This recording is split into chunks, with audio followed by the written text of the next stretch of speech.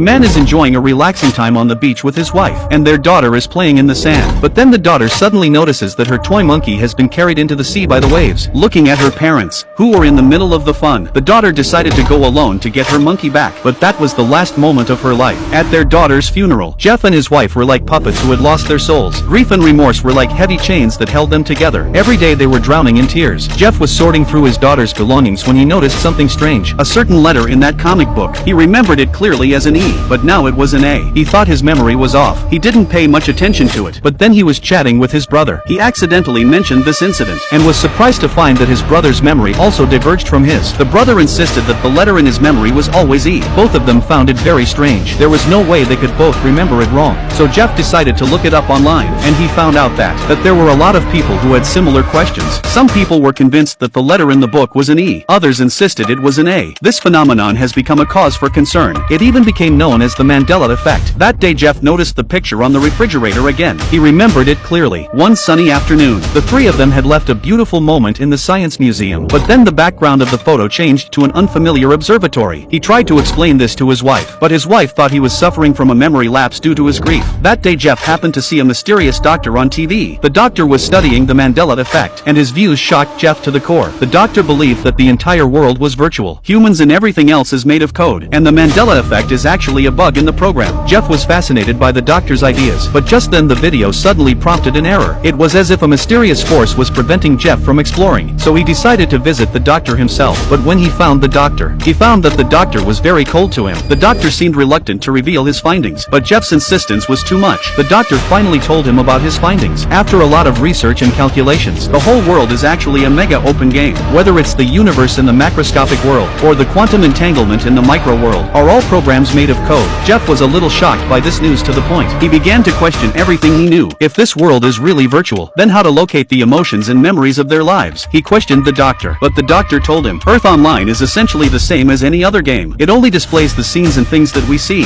things that are out of our sight. The system doesn't need to load them, while reducing the amount of memory it runs on. It also makes everything it displays smoother. Jeff was inspired by what the doctor said, that everything in the universe is made of code. As a veteran programmer, he might be able to find a way to modify the program, to resurrect his dead daughter, or even modify the program. He could become a godlike being. Jeff immediately thought of a way. If he could insert an infinite recursive program into the Earth Online system, then it could cause the system to go wrong, and change the world. But to realize this idea, he need a powerful quantum computer. The doctor didn't answer Jeff's questions directly, but took him to the university's research lab. Here, the doctor's most important research was displayed, the most powerful quantum computer in the world. That's why the doctor's data and video were blocked, because he had already used this computer to spy on the truth of the world. As